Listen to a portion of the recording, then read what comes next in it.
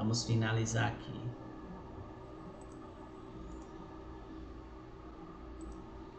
Então, vamos lá, cadê? Deixa eu carregar aqui.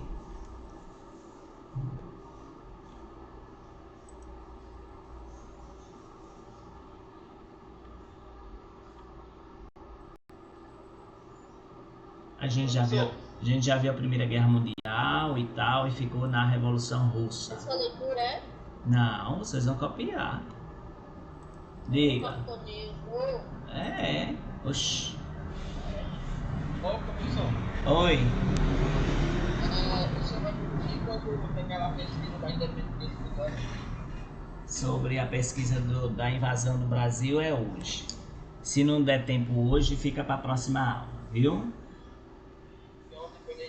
Foi o dia do Tiradentes, aí hoje é da independência do Brasil. Não, dia 22 não é independência não. Não, 22 é descobrimento. Eu ia falar isso agora. É invasão do Brasil, independência é 7 de setembro, Joãozinho. Ah, tá. Isso. Uhum. Pronto, então a gente viu na aula passada. Hã? Então é invasão do Brasil. É descobrimento, né? Que eles chamam de descobrimento, mas foi uma invasão. Que o Brasil já tinha gente morando aqui. Aí, ó, capítulo 2, Revolução Russa, certo? Revolução Russa. Aí.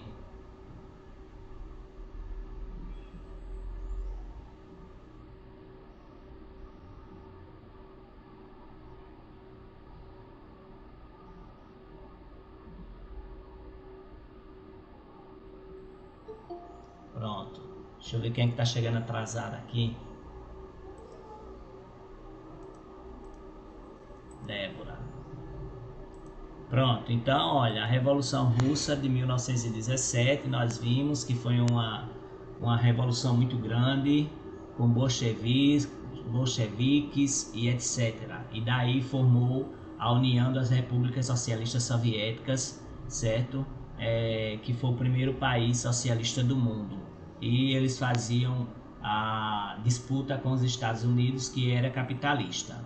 De um lado tinha a União Soviética, que era socialista, e do outro lado os Estados Unidos, que era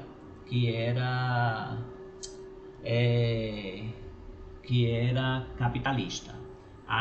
Uma das principais correntes do século XIX foi o marxismo, né, de Karl Marx, com a ideia de que a sociedade devia ser do povo, né, tudo deveria ser não ter desigualdade, e era chamada de sociedade comunista. Comunista não de ser uma coisa ruim, mas comunista de ser comum. Aí tem a ideia também do anarquismo, que propunha o fim das desigualdades e da eliminação de todas as estruturas de poder. E a social-democracia, né, que defendia alcançar o socialismo de forma gradual por meio de sucessivas reformas, ok? Então, tem essa questão aí.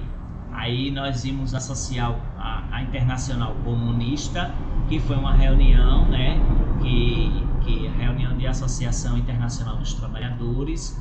Também aí teve a segunda, que reunia partidos e sindicatos da Europa, da Argentina e dos Estados Unidos.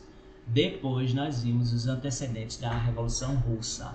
Então, aí existia uma poderosa elite da aristocracia russa, ok?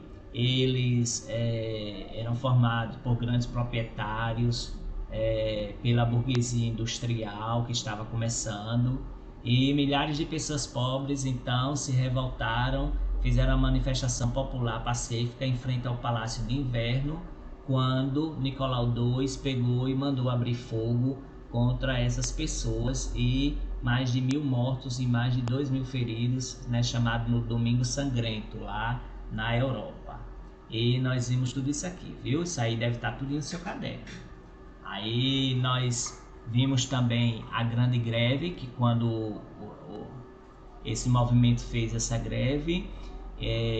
Eles também criaram um conselho geral, que foi chamado Soviético dos Trabalhadores em Luta.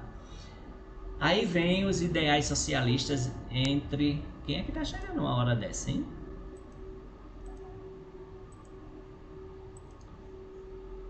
Aí vem os ideais socialistas entre os russos, certo? Os mencheviques e bolcheviques, né? Minoria e maioria em russo, eles lutavam por uma sociedade igualitária, só que caminhos diferentes para atingir, né? Os mencheviques queriam derrubar o czarismo, que era o imperador, com uma revolução burguesa nos moldes da Revolução Francesa.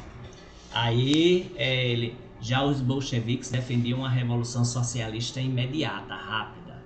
Daí Lenin vai tomar o poder, né, e o processo revolucionário. O czarismo vai cair, Nicolau II, o imperador, ele vai abdicar do trono. Aí vai ter um governo provisório que foi instalado e sob o comando do príncipe Lvov, alguma coisa assim, Lvov, que estabeleceu a República da Duma, certo? Esse novo governo decidiu manter o país na guerra, da Primeira Guerra Mundial, e se desgastou com as derrotas militares que teve. Depois, então, os bolcheviques conquistaram a simpatia popular e divulgaram as teses de Abril, escritas por Lenin. O lema da revolução era paz, terra e pão.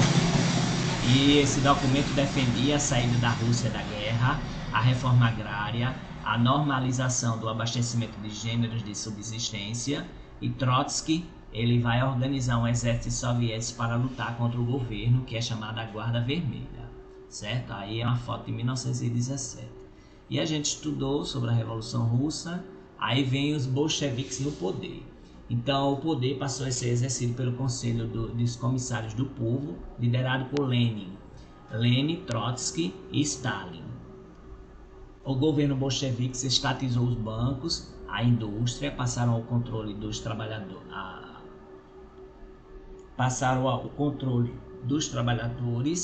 e acabou com as grandes propriedades rurais, os latifúndios, né, que começou a ser administrado pelos camponeses. O controle do governo ficou a cargo do Partido Comunista Russo, certo? Denominação adotada pelos bolcheviques a partir de 1918, e aí eles fizeram a Terceira Internacional, certo? Com o objetivo de promover a revolução em todo o mundo. Envolveu aqui também algumas guerras, conflitos, guerra civil, tem muita guerra nesse período. Envolveu o Exército Branco, que é apoiado pelas potências capitalistas europeias, e o Exército Vermelho dos bolcheviques. Aí tem um cartaz, né, que a gente já viu. Como não tinha muito soldado, eles começaram a colocar as crianças para lutar, certo? A ser soldados russos, certo? Então tem tudo isso aí. Aí vem o desdobramento da revolução. Aí o governo Lenin vai instituir um plano para reativar a economia, chamado a Nova Política Econômica. Alguns países, algumas práticas capitalistas foram readmitidas, como a produção privada de manufaturas, o pequeno comércio particular, a entrada de capitais estrangeiros e a venda de produção dos camponeses no mercado. Já em 1922, porém, diversos estados europeus e asiáticos do antigo Império Czarista aderiram ao governo revolucionário russo e constituindo a União das Repúblicas Socialistas Soviéticas. Em 1924 eles vão fazer uma nova Constituição e eles vão criar o Conselho dos Comissários do Povo, e depois o Soviético Supremo, e esse Soviético Supremo formado por representantes dos soviéticos rurais e urbanos de todas as repúblicas. Ele elabora as leis e elegia um comitê executivo, presídium, e o Soviético Supremo era supervisionado pelo Partido Comunista da União Soviética. Mas quem controlava o partido, portanto, dominava toda a estrutura do poder. Aqui nós temos quais quais são as repúblicas socialistas que se uniram à Rússia na época, né, para formar todo esse grande bloco, né, da União das Repúblicas Socialistas Soviéticas. Então tem Bielorrússia, que é a atual Belarus, que Belarus estava tendo outro dia desse o ditador de lá já está lá há mais de 30 anos no poder, e eles estão lá brigando para que seja feita uma eleição correta, né? E tem a Ucrânia, certo? Tem a Geórgia, tem a Armênia, tem a Azerbaijão, Uzbequistão, Turcomenistão, Quirguistão e Tajiquistão, certo? Além da Rússia, né? Então surge o stalinismo. Stalin vai ganhar a disputa, né, na votação do Partido Comunista, e Trotsky vai ser expulso do país. Ele vai se refugiar no México e é assassinado, e os seus aliados são bem perseguidos e eliminados por Stalin. Por isso que Stalin se tornou um ditador. Aí Stalin ele vai estatizar todas as propriedades e estabelecer uma coletivização forçada do campo, transformando em propriedade estatal as terras e tudo que nela for produzido. Aí foram criados os kolkhozes, as cooperativas, e os sovkhozes, que são as fazendas estatais. Aí em 1928, Stalin substituiu a NEP por uma política de planificação econômica denominada planos quinquenais. A gente já leu sobre os planos quinquenais, que são planos de 5 anos. Eles visavam industrializar o país, certo? Vimos que a Revolução estimulou a fundação de partidos comunistas em todo o mundo, como o Partido Comunista Alemão, lá em 1919, o Partido Comunista Chinês, que é em 1920, e o Partido Comunista do Brasil, em 1922. Para evitar uma possível revolução, aí que os outros governos fizeram, os países capitalistas? Eles intensificaram a repressão a todos os movimentos e organizações que considerassem ameaçadoras, dizendo que os comunistas comiam crianças, né? Eles cozinhavam, matavam e cozinhavam as crianças. Até hoje tem esse pensamento de que os comunistas são gente mais e tudo mais, e que são gente mais que pega criança, que come as crianças assadas, cozinhadas e não sei o que e tudo mais. E assim, né? Então nos Estados Unidos também isso é muito forte até hoje. Aqui no Brasil ainda tem gente que pensa assim, e ainda tem muito lugar que pensa assim, viu?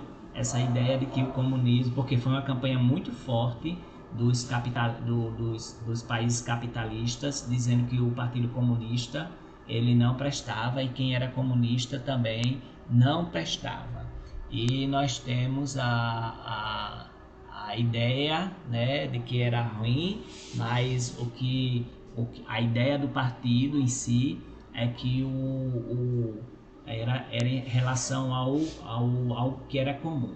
Aqui nós temos um texto, o discurso proferido em Petrogrado por Lenin. Lenin ganhou a simpatia popular, né, e assim virou esse ditador lá. Aí eu pedi para copiar isso aqui no caderno, não foi isso, Joãozinho? Foi, professor, só pediu sim. Eu pedi, não foi? Tá aí no caderno. Já terminou, né? Esse é o segundo, viu? Esse não é o primeiro, não. Esse é o segundo. Eu já fiz o primeiro. Certo. Aí esse é o segundo e a gente vai entrar no terceiro capítulo aqui. Deixa eu só passar aqui para carregar. Brasil, a construção da República. Certo? Então,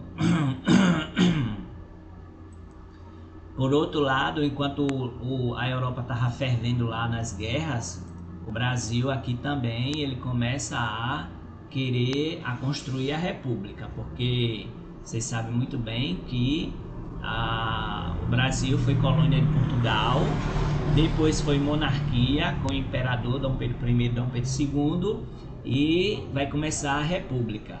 Ou seja, dia 15 de novembro de 1889 é fundada a República, certo? É fundada a República. A gente vai ver como como é que foi formada essa república, ok? Aí vocês botam aí o título da aula de hoje, que é esse aqui. Opa, deixa eu botar aqui. Vocês marcam aí. Isso aqui, viu? Puxa.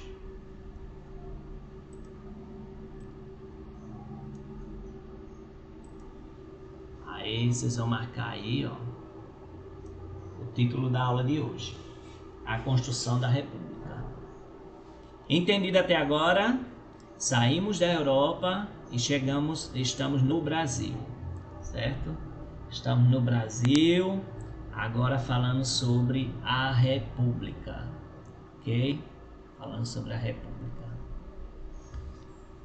Aí, vamos aqui. Vai ler aqui para mim, Joãozinho, esse capítulo, esses parágrafos aí, todinho.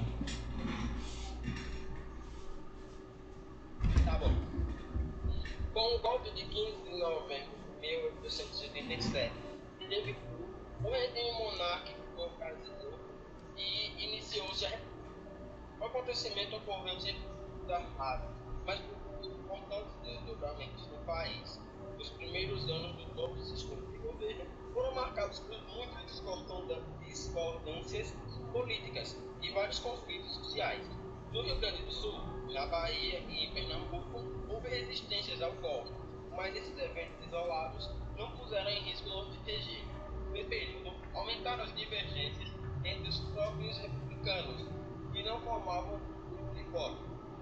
Havia pelo menos 3 projetos de república e a discordância entre eles acabou provocando levantes armados. Além disso, revoltas civis e militares indicavam descontentamento da população legítima, que não beneficiava toda a sociedade. Os novos grupos que detinham poder não desejavam mudanças na ordem política e social, e muito menos demonstrações de descontentamento com a república. Ok, então olha, que dia 15 de novembro de 1889, a gente sabe que é o dia da proclamação da República, é feriado, certo? E esse acontecimento justamente não teve assim confrontos armados, mas foi um grande evento no Brasil, certo? Justamente por causa de muitas discordâncias políticas e conflitos sociais.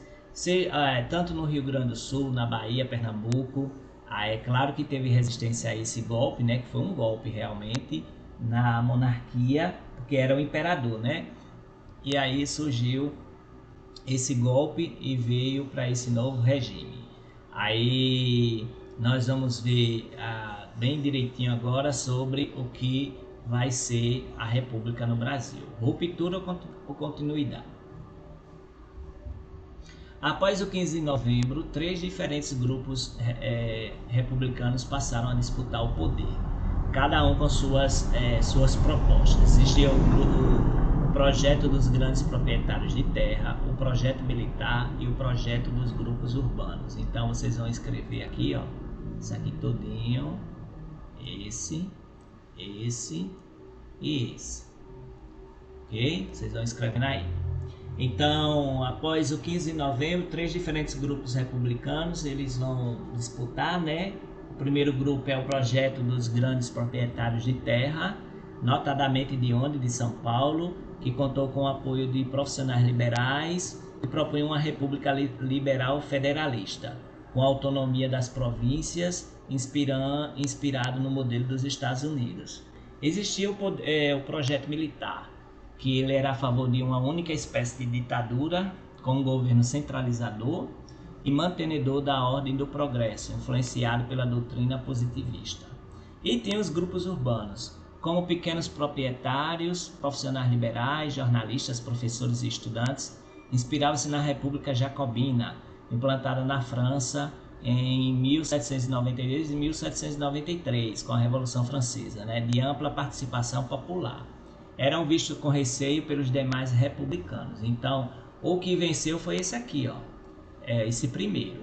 Por quê? Porque eles queriam uma república federalista, que com autonomia das províncias, no modelo dos Estados Unidos, né? Aí nossa república é nesse É nesse molde aí, viu? Eu vou apagar aqui que isso aqui não é para escrever não. Só se você quiser. Viu? Você tá copiando aqui, peraí. Tá bom. Aí, olha, os trabalhadores urbanos e rurais se manifestaram de diferentes formas, muitas vezes agitando o cenário político brasileiro, principalmente nos centros urbanos, que passaram a ser cada vez mais palco de lutas e reivindicações de trabalhadores.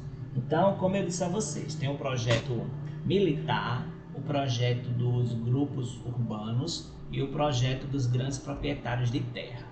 Então, o que ganhou assim nesse jogo todinho foi esse primeiro, que eles queriam a República Liberal Federalista, que justamente falava da autonomia das províncias, né, que mais tarde foram chamadas de estados. Então, tem essa forma aí, certo, de poder hoje.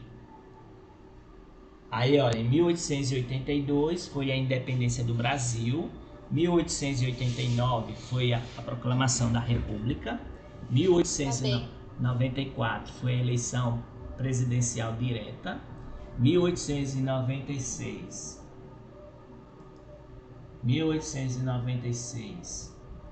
e 1897 foi a Guerra de Canudos, 1904 foi a Revolta da Vacina, 1907 protestos e greves, 1910 Revolta da Chibata, 1912 a 1916 a Guerra do Contestado, 1917 protestos e greves, 1930 fim do governo Washington Luiz e da República Café com Leite.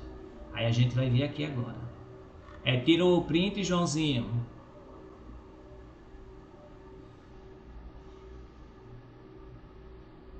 Joãozinho? Alô? Professor, eu tava aqui dando print aqui, pode passar. Pode, né? Certo. Aí aqui, ó, nós vamos ver um período de periodização. Então, uma proposta. Para melhor compreendermos o início da República, vou chamar da Primeira República, né? A Primeira República, ela vai de 1889 a 1894. É chamada República da Espada, em referência aos militares que governaram nesse período. A Segunda República é de 1894 a 1980, em 1930, ela é denominada República Oligárquica, certo? Por quê?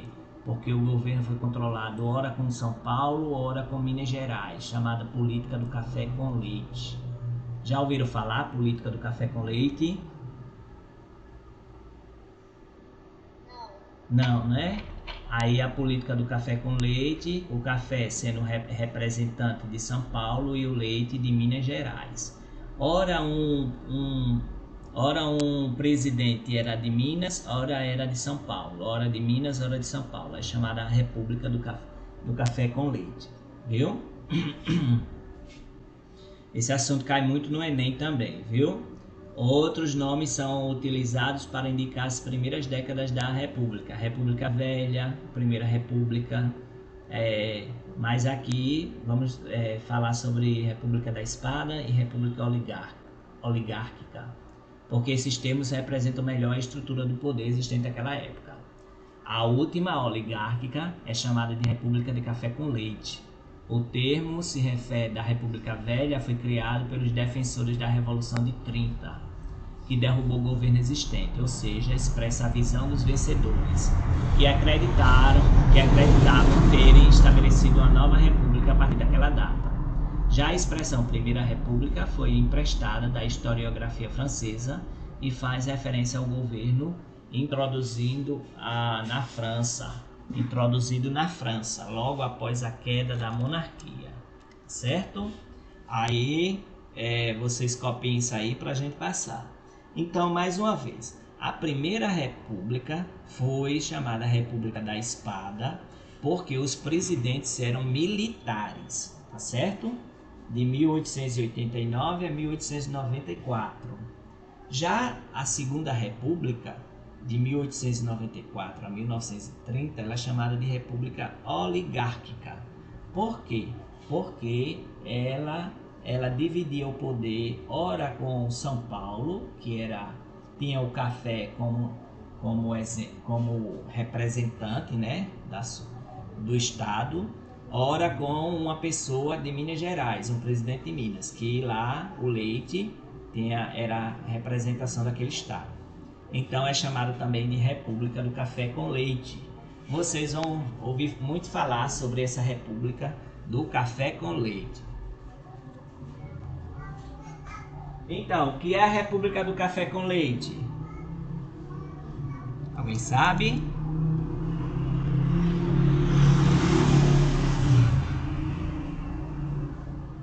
Hein? Rapaz, professor, não sei não. Eu acabei de dizer, gente.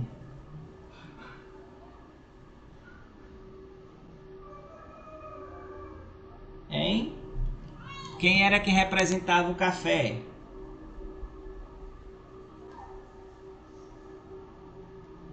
Qual era o estado que era representado pelo café?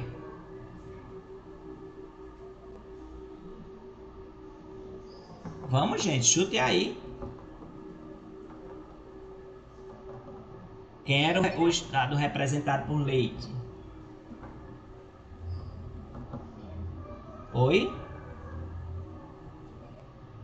Hã?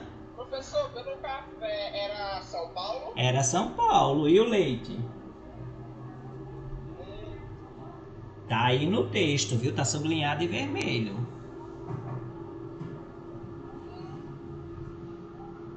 Lê aí pra mim, João. Minas Gerais. Lê aí esse texto que tá sublinhado em vermelho, Joãozinho. Tá certo. A primeira, de 1889 a 1894, é chamada República da Espada, em referência aos militares que governaram o país nesse período. A segunda, entre 1894 e 1930, é denominada República Oligárquica. Nessa época, o governo foi controlado por um elite de latifundiários ligados à produção de café em São Paulo e de gado leiteiro em Minas Gerais. Pronto, aí embaixo vocês vão colocar República do Café com Leite. Essa última aí é chamada de República do Café com Leite. É quando, por exemplo, um presidente, ele estava lá por Minas Gerais. Passou os 4 anos, que eram 4, aí vinha um presidente de São Paulo. Depois vinha de Minas Gerais, depois vinha de São Paulo, chamada República do Café com Leite. O que é República do Café com Leite?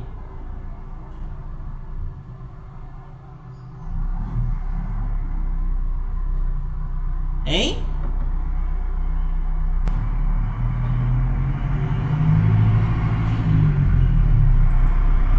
Bote aí, viu?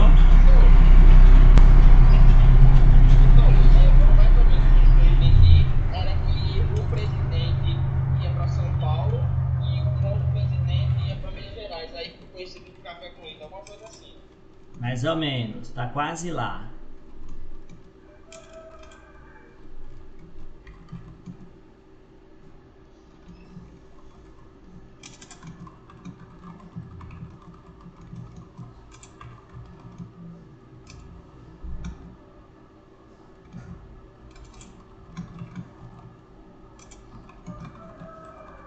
Pronto. Anote aí, viu? Também. Para vocês não esquecerem nunca mais. O que é a política do café com leite?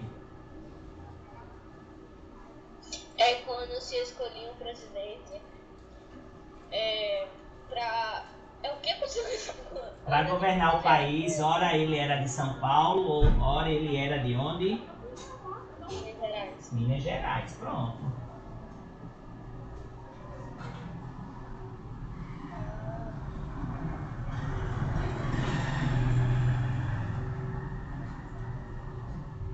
Aí, coloca aí, viu?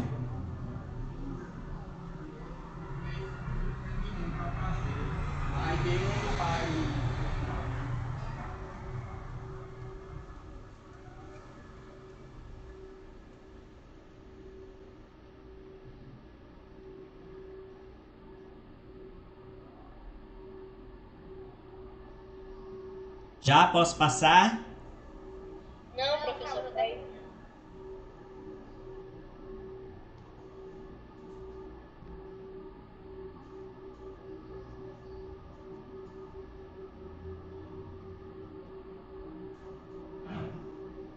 A Amanda tá aí, tá?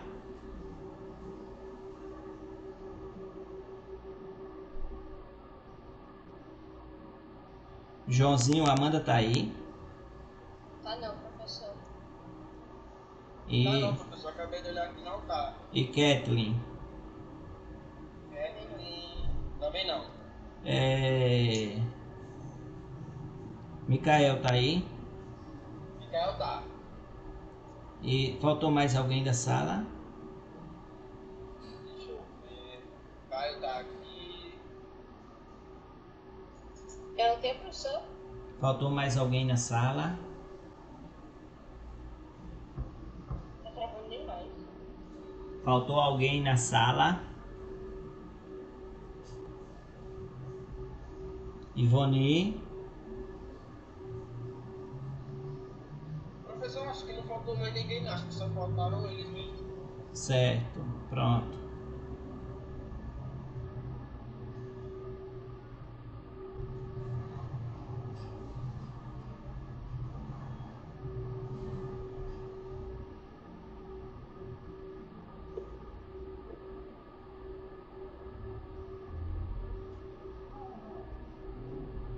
Sara, Maria Carolina. Cadê Ingrid? Tá aqui também.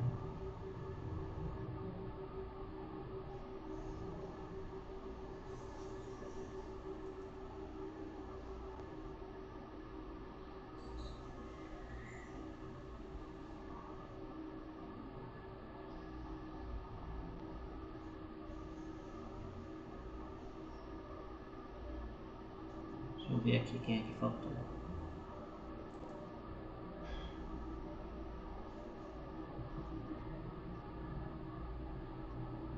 Terminar aí, vocês me falam, viu?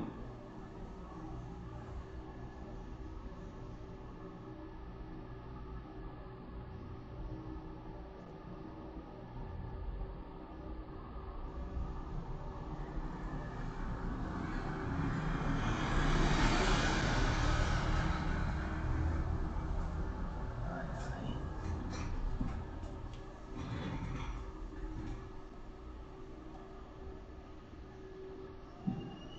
Peraí que eu já tô terminando. Tá Pode certo. só... Tá bom.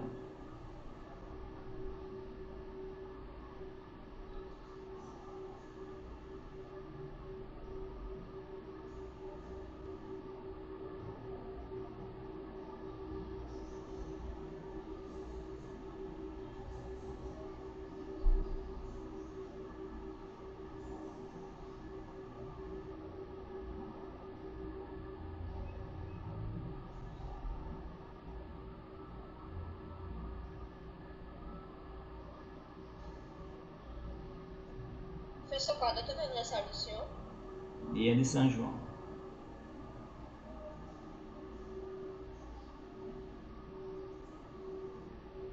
Terminei, professor. Ótimo.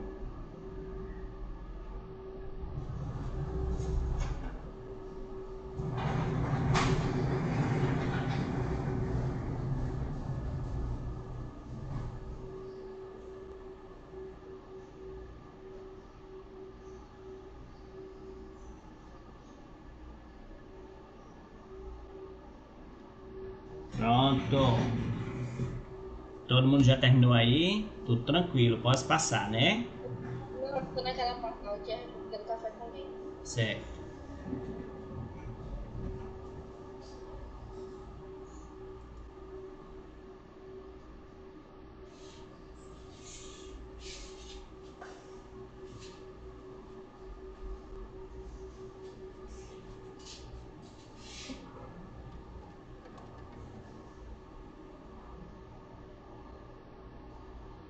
Pronto.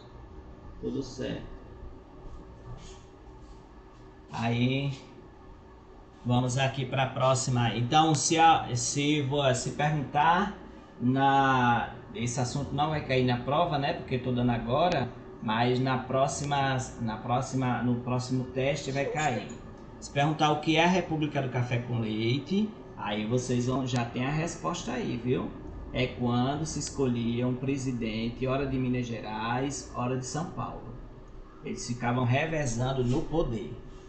Tá certo? Aí, ó. Aí a República da Espada. A gente vai aqui, então, vocês vão... Eita, peraí, viu? Vocês vão agora colocar aí o título, a República da Espada. O governo provisório. Aí bota a data também, isso é importante. Aí, ó, no mesmo dia que o imperador foi deposto, né, o imperador Dom Pedro II, um decreto instaurou no país uma república federativa. As antigas províncias foram transformadas em estados e juntos formavam os Estados Unidos do Brasil.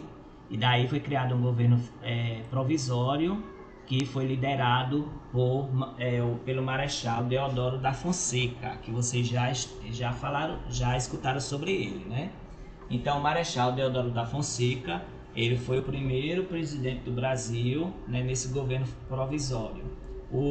As províncias foram chamadas de estados. E o Brasil, para imitar os Estados Unidos, eles botaram Estados Unidos do Brasil, né? Mas depois ficou República Federativa do Brasil.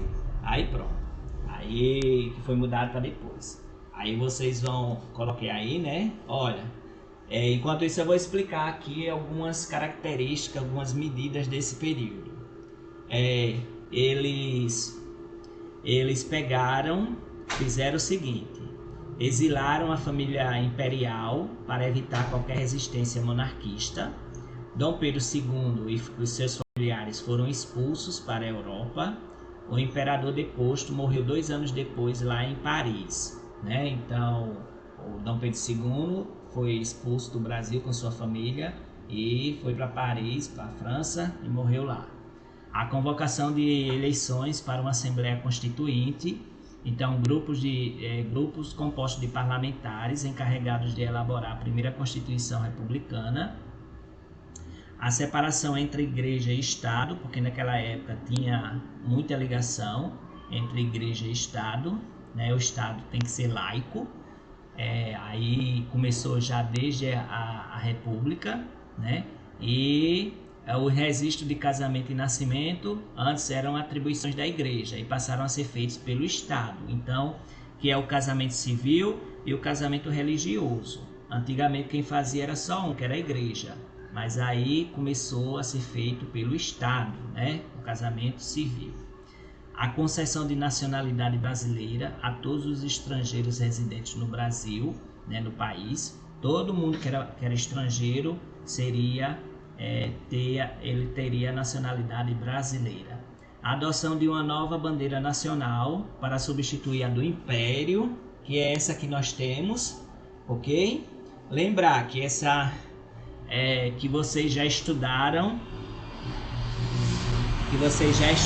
sobre as cores do Brasil, né? As cores da bandeira do Brasil: verde, amarelo, verde, amarelo, azul e branco, não é isso? A verde é a mata, o amarelo é o ouro. Vocês não estudaram isso, né? Sim ou não? Sim, professor. Só que o sentido real delas não é esse não, viu? O sentido real é que cada cor daquela representa uma família real portuguesa, viu? Então essa historinha de o verde é a mata, o amarelo é o ouro, a branca é a paz, o azul é o céu. E isso aí aí isso não é a história das cores da bandeira realmente não, viu? As cores da bandeira estão relacionadas às famílias reais portuguesas. A família de Dona Leopoldina e a família de Bragança, eu acho que é de Bragança. Aí se você quiser saber mais, você depois procura na internet, viu? Vocês vão achar essa informação. Aí, oi?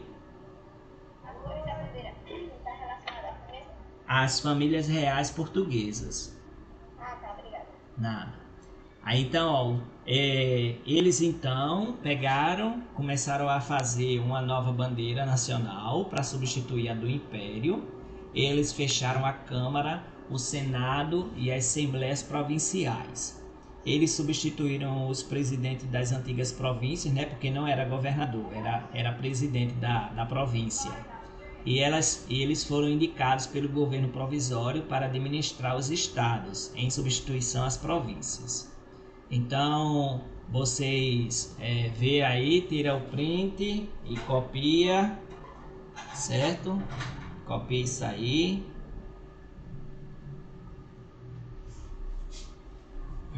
Printado, você pode passar, eu já vou postar no grupo. Certo. Aí você vê aí que vocês vão ver que tem muita coisa para ser debatido. Aí vamos para a primeira Constituição do Brasil, viu? A Constituição de 1891. Lembre-se que lá fora o mundo está bem alvoroçado. Aí aqui no Brasil também começa esse alvoroço, mas esse alvoroço aqui não tem guerra, certo? Tudo foi muito pacífico, por muito pacífico. Tirou, Joãozinho? Posso passar? Pode passar, professor. Pronto, então olha, a Constituição de 1891. Em setembro de 1890, ocorreu as eleições para a Assembleia Constituinte. Entre os eleitos havia militares, membros da elite agrária, das camadas médias urbanas, advogados, jornalistas, comerciantes. Em fevereiro de 1891, a nova Constituição foi promulgada. Seu texto determinava que o Estado brasileiro se organizava em 3 poderes independentes. Então, em fevereiro foi promulgada, certo? Nela, o Estado ele é dividido em legislativo, executivo e judiciário, certo? Essa mesma divisão de poder era respeitada em cada estado. O poder executivo nos estados era exercido pelo presidente do estado. Somente após 1930 é que é chamado de governador.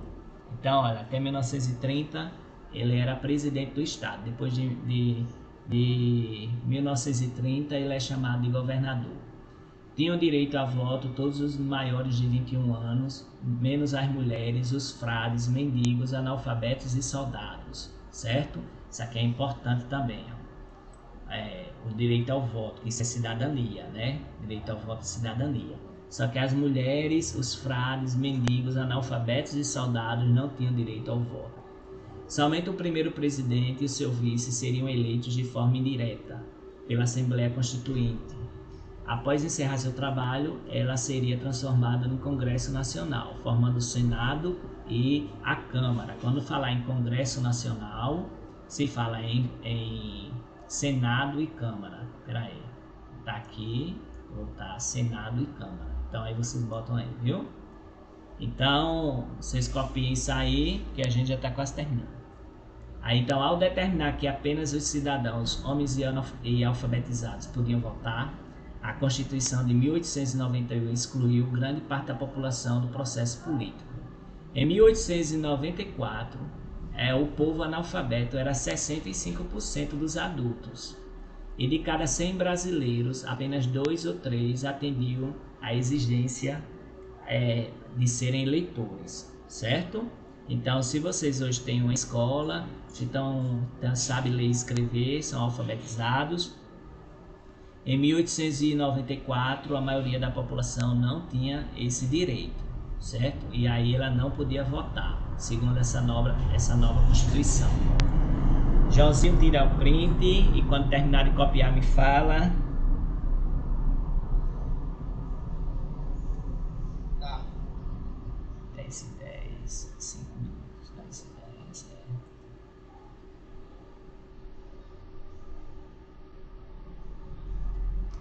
Pronto, professor, pode passar. Eu queria um vídeo. Ok. Tá certo, eu espero.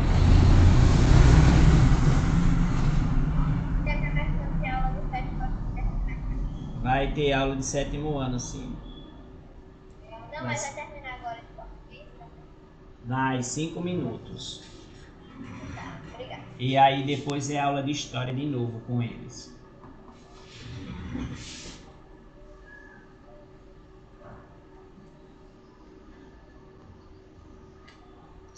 Cinco minutos, Francisca. E termina que hora, né? De 11 não? É, 11. Então já terminasse? Já é 11h05. Pronto, é isso mesmo. Só se for no teu relógio. O meu é 11h02. Celular. Aqui é 11h03. Pois é. Pronto, olha. Encerrando a aula, aguarde o link de história, viu? Só um minuto. Pronto. Tchau, Francisca. Bom fim de semana. Tchau. Pra você também. Tchau. Estude minha prova, viu? Tá, Muito boa, viu? tá bom. Tchau, minha amiga. Tchau.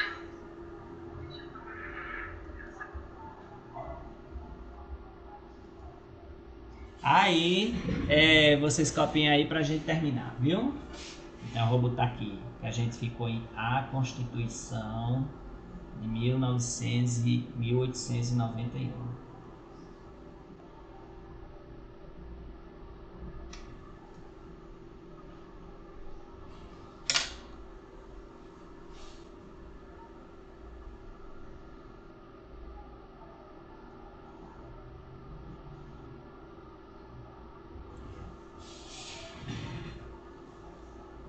Terminei, professor. Ok, tá certo. Aí pra gente só finalizar aqui, olha. Além das mulheres e dos analfabetos, eram excluídos os direitos políticos milhares de indígenas que ocupavam, viviam e compunham o território nacional. Então, olha, ficou assim formado a organização dos 3 poderes. O Legislativo ele é formado pelo Senado e pela Câmara dos Deputados. Os senadores eram eleitos 3 de cada estado com mandato de 9 anos. Hoje é com 8, viu? Então são 3 estados, são 3 por estado e com mandato de 8 anos.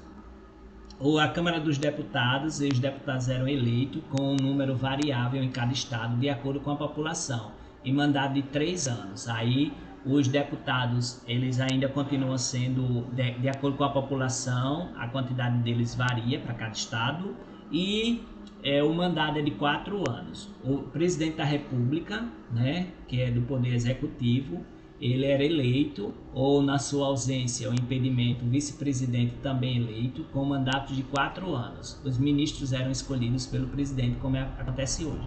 O judiciário é formado pelo Supremo Tribunal Federal. São 15 juízes do Supremo nomeados pelo presidente e diversos juízes federais distribuídos pelos estados, todo com cargo vitalício. Então 15, eu acho que não são 15 mais não, são 11. Acho que são 11, né? São 11 juízes do Supremo. Então na próxima aula a gente vai continuar aqui sobre a política econômica de Rui Barbosa. Tá certo? Tudo certinho aí? Tudo certo, professor. Pronto, então vocês estão liberados para fazer as atividades no caderno de vocês.